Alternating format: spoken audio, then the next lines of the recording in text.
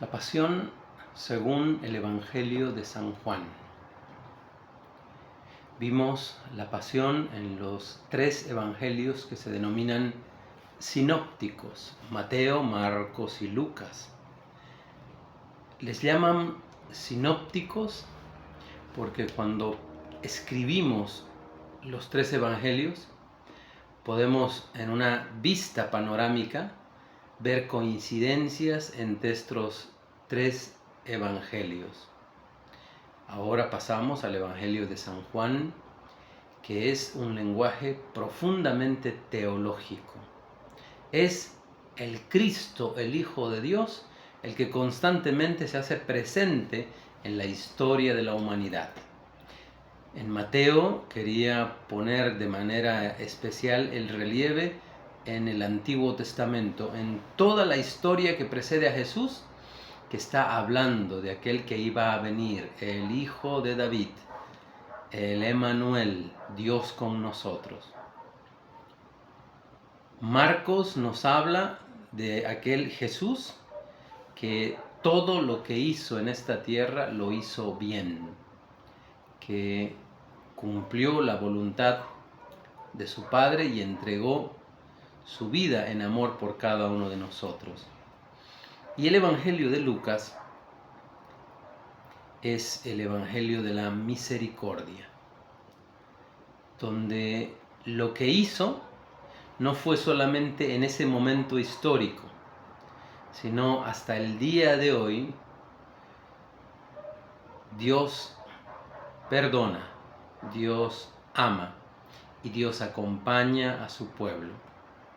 Ahora nos encontramos con la Pasión según San Juan, que es la parte teológica y mucho más profunda. Es la visión desde el cielo de lo que significó Jesús de Nazaret. Primero, en el capítulo 18, es el capítulo 18 y 19 que habla de la Pasión. En el capítulo 18, en el versículo 6, ya encontramos un texto que llama profundamente la atención. Dice: yo soy. Buscan los soldados a quien agarrar para condenar y juzgar. Se adelanta Jesús, se pone delante de sus discípulos para evitar que a ellos les pase algo, y les dice: ¿a quién buscan? A Jesús el Nazareno. Yo soy. Yo soy. Y dice que en ese instante, en el versículo 6, capítulo 18, los soldados retrocedieron y cayeron en tierra, cayeron al suelo. Pasa lo mismo que en la teofanía, así es como se le llama teológicamente al momento donde Dios se aparece. En la teofanía de Dios a Moisés: descálzate, no pises esta tierra, arrodíllate, póstrate en el suelo. Eso es lo que hicieron los soldados, se postraron en el suelo, y después de hablar le dice: yo soy Dios, yo soy el Señor. Le dice: voy a ir a decirle a tu pueblo que tú me estás enviando, pero ¿cómo tú te llamas? ¿Cuál es tu nombre? Para que les diga a mis hermanos que tú me estás enviando. ¿Cuál es tu nombre? Le dice: yo soy. Entonces, este momento teológico, el momento de que humanamente nosotros, lo están prendiendo en medio de la oscuridad, lo están acechando, van a quitarle la vida en medio de la oscuridad. En ese momento ya se ve la presencia del Señor. Yo soy, ya es Dios mismo el que se está haciendo cargo de la historia y de todo lo que en adelante va a pasar. Después, el relato de la Pasión en el Evangelio de San Juan nos habla de la negación de Pedro. 3 veces Pedro está diciendo que él moriría por Jesús, que no va a ocurrir lo que va a pasar porque ellos van a estar para cuidarlo, que pase lo que pase, todos los discípulos estarán con Jesús y nunca lo abandonarán. 3 veces está a lo largo de las antes de las negaciones, 3 veces está afirmando Pedro que nunca va a dejar al Señor. y 3 veces en el momento de la pasión es donde florece más la humanidad, la miseria, la limitación de aquel discípulo para negar, para decir, no lo conozco, no sé quién es, yo no soy de este grupo. Y entonces canta el gallo. Es importante para cada uno de nosotros entender este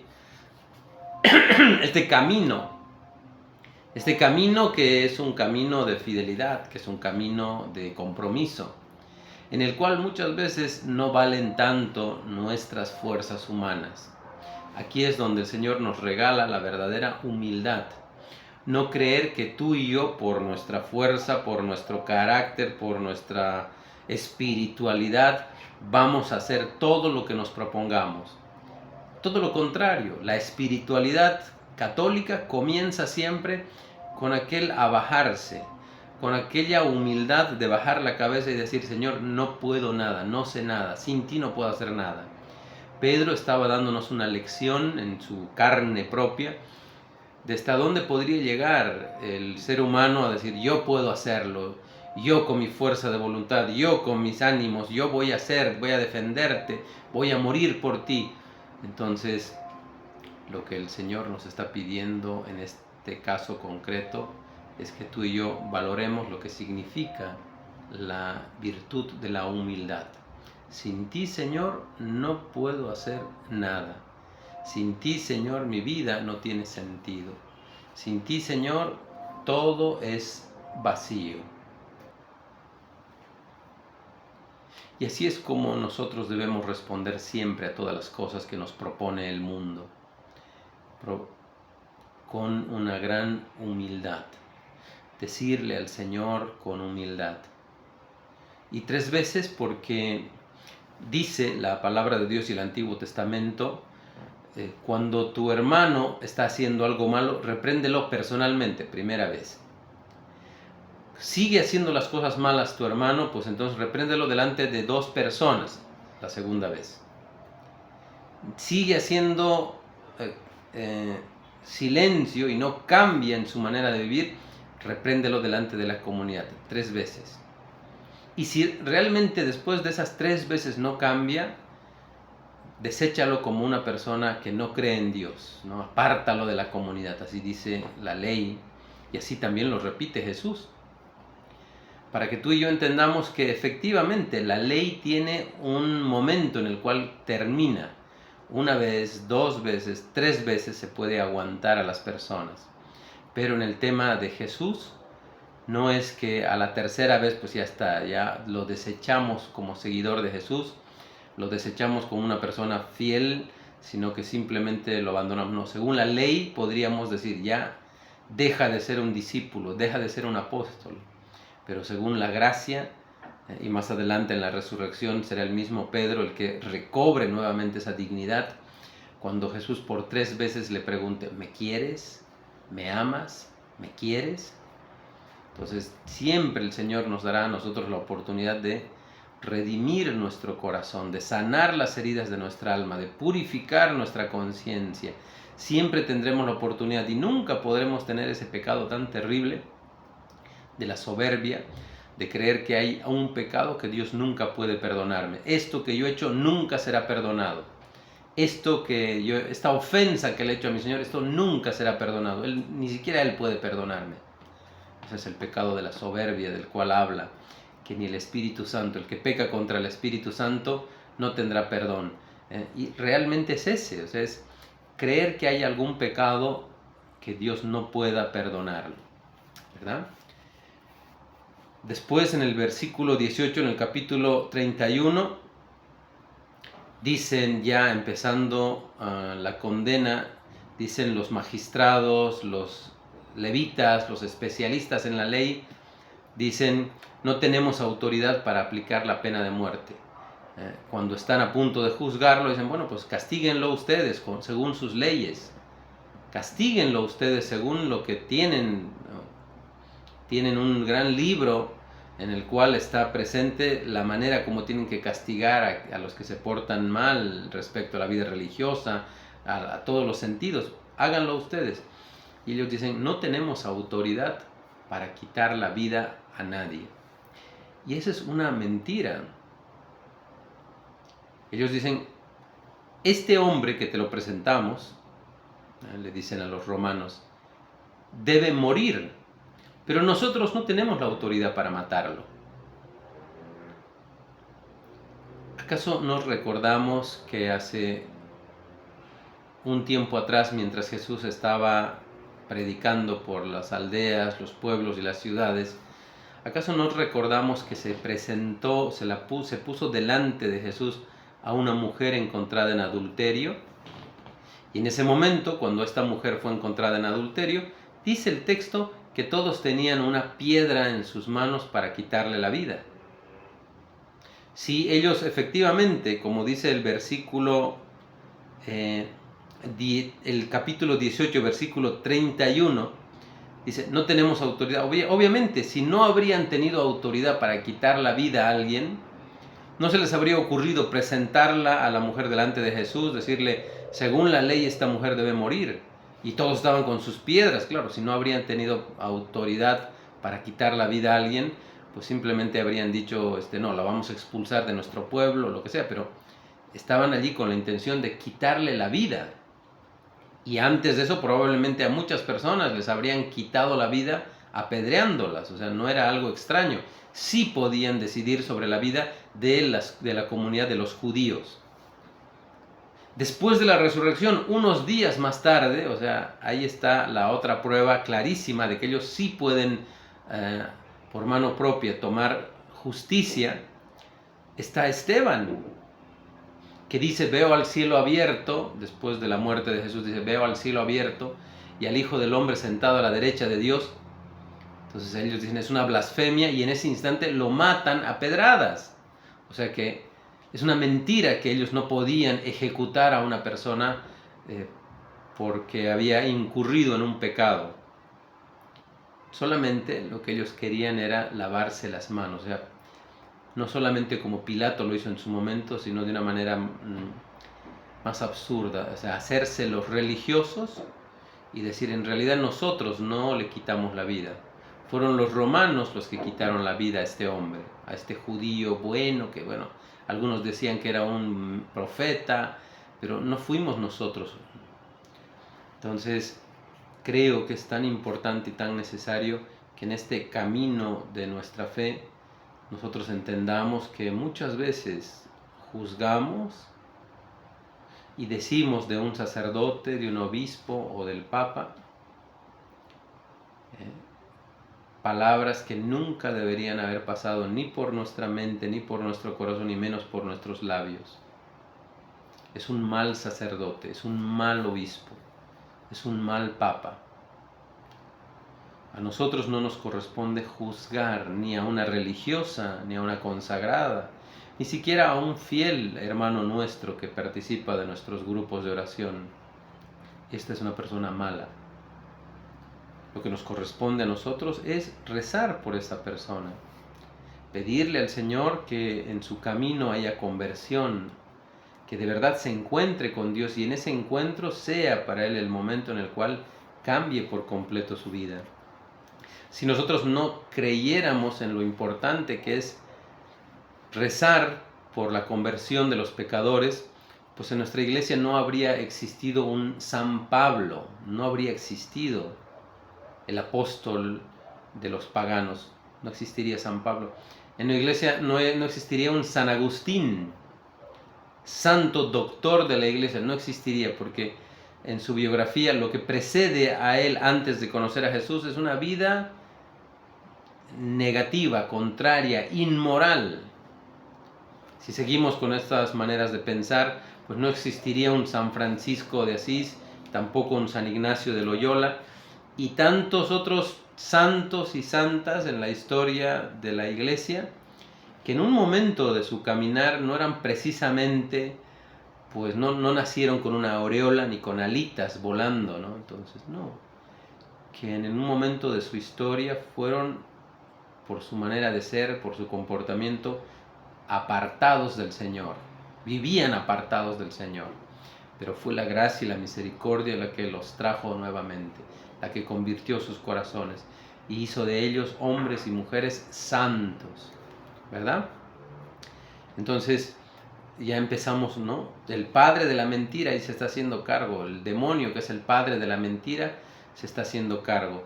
No tenemos la autoridad para quitarle la vida. Por supuesto que tenían la autoridad, pero ellos querían que esa muerte sea sumada para los romanos, a ellos lavarse las manos y decir, no, pues nosotros en realidad lo único que hacemos es obedecer, y más adelante también le dirán, nosotros no tenemos otro rey sino al César. Los judíos vivían negando que el César los gobernara, vivían negando ser una colonia oprimida por el imperio romano, y en ese momento de condenar a Jesús, pues no se les mueve un pelo de decir, no tenemos otro rey que el César. Y este se está haciendo llamar rey, por tanto debes quitarle la vida, ¿verdad? Luego, Pilato, ese encuentro con Pilato, en el capítulo 18, versículo 38. Está hablando con Jesús y le dice, ¿qué es la verdad? Es lo que nos toca vivir en los tiempos. Estos tiempos, lo dijo nuestro Papa Benedicto XVI, son los tiempos del relativismo. Los tiempos del relativismo, donde ya no existe una verdad, donde cada uno de nosotros tiene una verdad distinta. Yo tengo mi verdad, tú tienes tu verdad, de tal manera que no existe una verdad. Es la postura de Pilato, es la postura que hoy se ha difuminado, se ha expandido en el mundo entero. Que los católicos tienen una verdad, sí, los evangélicos tienen otra verdad, los mormones tienen otra verdad, los testigos de Jehová tienen otra verdad, los budistas tienen otra verdad y los musulmanes tienen otra verdad, o sea que no hay una verdad. Hay muchas verdades y cada uno tiene su verdad, entonces no podemos nosotros imponer nuestra verdad. Ese es el relativismo del que hablaba el Papa. No podemos imponer nuestra verdad. Bueno, pues que cada quien crea como le parece, que cada quien viva su fe como le parece. No puedo yo creerme tan soberbio de decir yo tengo la verdad. Claro, si no creemos que Jesús es Dios, el Hijo de Dios, por supuesto que cuando alguien nos diga hay muchas verdades, nosotros simplemente nos callaremos, porque entenderemos que en realidad no es el Hijo de Dios, no es Dios en medio de los hombres, sino es una persona buena, un hombre sabio, un hombre misericordioso, un hombre con ciertos poderes para dar la vista, para hacer caminar a los cojos, para hacer milagros, pero nada más. Entonces cuando tú y yo entendemos que de verdad es el Hijo de Dios, entonces diremos, Él es la verdad. No solamente Él tiene la verdad o Él nos enseña la verdad, no. Jesús es el camino, la verdad y la vida. Ya el capítulo 19, que es el capítulo propiamente de la crucifixión, nos habla de momentos muy fuertes, obviamente por el tiempo que nosotros tenemos. Te invito a que puedas leer, meditar y rezar con calma el capítulo 19, que nos habla propiamente del momento en el cual nuestro Señor sufrió la pasión. Me detengo en el versículo 19, donde está escrito como una burla, Jesús Nazareno, Rey de los judíos. En hebreo, en latín y en griego. Jesús Nazarenus Rex Iudeorum, que normalmente en las cruces suelen ponerse la primera letra de cada una de esas palabras que fueron escritas en 3 idiomas, y Jesús con I, Nazarenus N, Rex R, Iudeorum INRI, Jesús Nazarenus Rex Iudeorum, Jesús Nazareno, Rey de los judíos. Él vino a reinar, así le dijo al que lo condenó, yo soy rey, para eso he venido, pero mi reino no es de este mundo. Él es rey y Él debe reinar. Por tanto, la actitud de cada uno de nosotros respecto a una vida que tiene de fe tiene que ser constantemente una actitud de entregarle nuestra mente, nuestro corazón, nuestra voluntad, todas nuestras fuerzas, nuestro ser a nuestro Señor. Ese reinado que Él tiene no es una imposición. Yo soy rey y lo cumples, te guste o no te guste. No.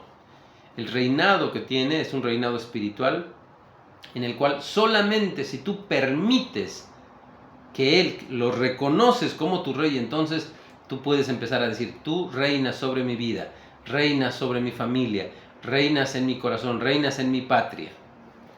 Por eso es tan importante, por ejemplo, consagrar al Sagrado Corazón de Jesús nuestra nación, tan importante y tan necesario. Luego el versículo 26 del capítulo 19 nos habla de un pasaje muy hermoso. Allí Jesús en la cruz está mirando a su madre y al discípulo que tanto amaba, Juan. Probablemente el discípulo que tanto amaba y estaba allí presente, y no los otros discípulos que se habían escapado. ¿Por qué? Porque él probablemente tendría entre 11 y 12 años. En realidad él era el que acompañaba y seguía a su hermano mayor, que era Santiago. Él estaba siempre acompañando a su hermano mayor, Santiago, pero Jesús era, en el momento de escogerlo como su discípulo, escoge a él y a su hermano Santiago. Les llama, además, en algún momento les llamará hijos del trueno, sobre todo a Santiago, ¿no? Porque era muy visceral, era muy sanguíneo, se enojaba muy pronto de todo, ¿no? Entonces, con razón o sin razón, pero las maneras que él tenía de responder ante toda la realidad era siempre con un enojo. Entonces ahí tenemos en el versículo 26, dice Jesús estando en la cruz, mira a su madre y al discípulo que amaba y le dice a su madre, ahí tienes a tu hijo. Entonces la manera que tenemos de vivir ese momento, esta expresión tan hermosa que está presente en la Biblia, no es el discípulo, ¿no? Tú y yo podríamos imaginarnos, el discípulo Juan, así un hombre hecho y derecho, con toda la fuerza y la vitalidad, y María, bueno, pues una mujer como que ahí opacada, a punto de desmayarse, sin fuerza y sin ánimo de ver a su hijo que está muriendo en la cruz. Podríamos tener esa imagen equivocada en nuestra mente, y no es así, todo lo contrario. María es la mujer firme. Junto a la cruz de Jesús está María, su madre, está de pie. No están las mujeres dándole aire, no está María desmayada después de ver esta escena tan terrible de su hijo que muere en la cruz. No, está de pie, dando fortaleza a su hijo en ese momento de dolor. Junto a la cruz está María. Y en realidad quien está desprotegido es Juan, que es un niño. Por eso primero dice Jesús, mujer, ahí tienes a tu hijo. Mujer, ahí tienes a tu hijo. Porque si fuera así, si habría visto primero el desvalimiento de su mamá, le habría dicho, pues primero ahí tienes a tu mamá, cuídala por favor. No. Y en el texto griego original dice, y mirando a sus discípulos, ya no habla, porque en ese momento solo estaba Juan, pero para que entiendas el sentido, ¿no? del Evangelio, para que entiendas el sentido teológico sobrenatural, y a sus discípulos, ahí tienes a tu madre, ahí está tu madre. Dice a sus discípulos, no dice mirando en la traducción, para que encontremos el sentido, dice mirando al discípulo, le dice ahí tienes a tu madre. Luego ve al discípulo y le dice ahí tienes a tu hijo. Bueno, así, ¿no? A la madre y al hijo, entregándolo a Juan y a María. En cambio dice, ve a su mamá y le dice, mujer, ahí tienes a tu hijo. Dice, y mirando a los discípulos, a todos los que en adelante iban a seguir a Jesús, ahí tienes a tu madre. Y desde ese momento el testamento, por eso todos los padres de la iglesia siempre han hablado que en ese momento Jesús nos regaló, nos concedió la posibilidad de que tengamos una madre, que compartamos la misma madre, nuestra Madre la Virgen Santísima. Todos los padres de la iglesia han hablado que ese es el momento en el cual se nos otorgó el hecho de que ella sea nuestra madre. Y en adelante, todos los discípulos, los discípulos reunidos, le llamarán siempre madre. No le dirán señora María, doña María, o algún título así de nobleza, de autoridad. No, siempre en adelante todos los discípulos, hasta el momento en el cual vino la asunción, que fue llevada al cielo, todos los discípulos le llamarán madre. Qué hermoso el versículo 26. Mujer, ahí tienes a tu hijo. Y en el momento de la muerte, ya el versículo 34 más adelante, dice, salió agua de su costado. Ya estaba muerto Jesús. Una lanza traspasa su corazón y dice, y salió agua y sangre. Eran las 3 de la tarde cuando Jesús había muerto. Lo crucificaron a las 12 del mediodía y estuvo crucificado 3 horas, el Viernes Santo. 3 horas estuvo en la cruz. A las 3 de la tarde el cielo se oscureció, así nos dicen los relatos de la pasión. Jesús entregó su espíritu respirando profundamente, entregó el espíritu. En tus manos, Señor, encomiendo mi espíritu. Allí murió.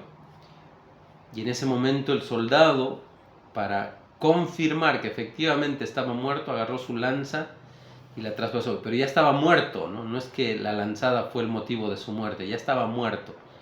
Le traspasó la lanza para efectivamente confirmar que ya había muerto.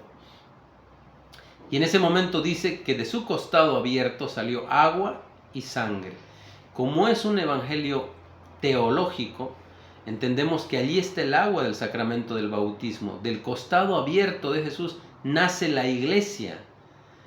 Nosotros podríamos decir, no, la iglesia nace en Pentecostés, Padrecito. La iglesia nace en Pentecostés, es el día del cumpleaños de la iglesia. No, la iglesia nace el Viernes Santo. Del costado abierto del Señor brota agua, el sacramento del bautizo. La única manera como tenemos de pertenecer de verdad a la iglesia. Del costado abierto sale sangre, que es la comunión, que es estar dentro de la iglesia y participar del tesoro más grande que tiene nuestra iglesia, la comunión. Por eso, para recibir la comunión, todo el amor, todo el respeto, toda la devoción, toda la delicadeza.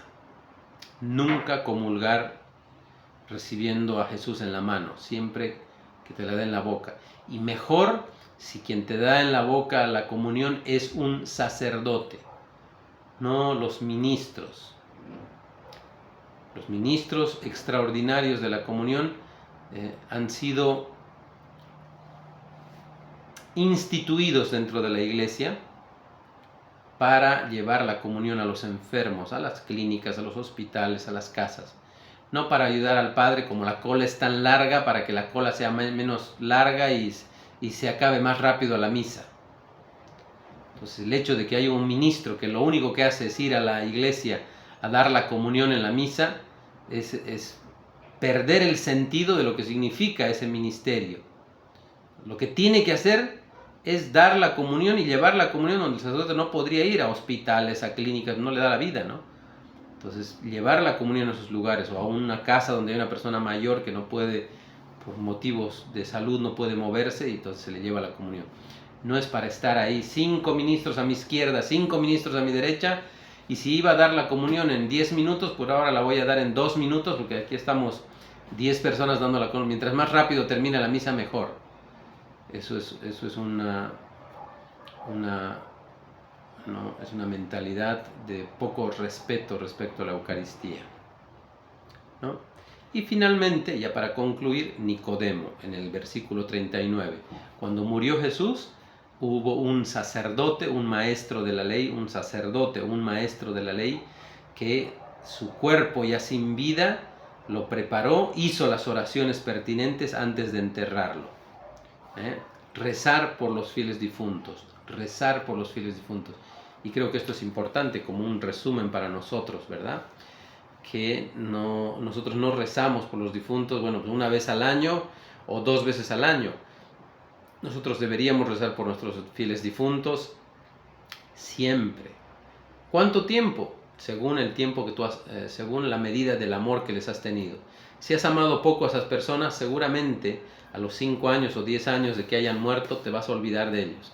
Si los has amado mucho, hasta el día que el Señor te dé vida en esta tierra vas a recordarlos, vas a pedir una misa, una intención por sus almas. Y así es como, de una manera rápida, intentamos ver los puntos principales de la pasión de San Juan.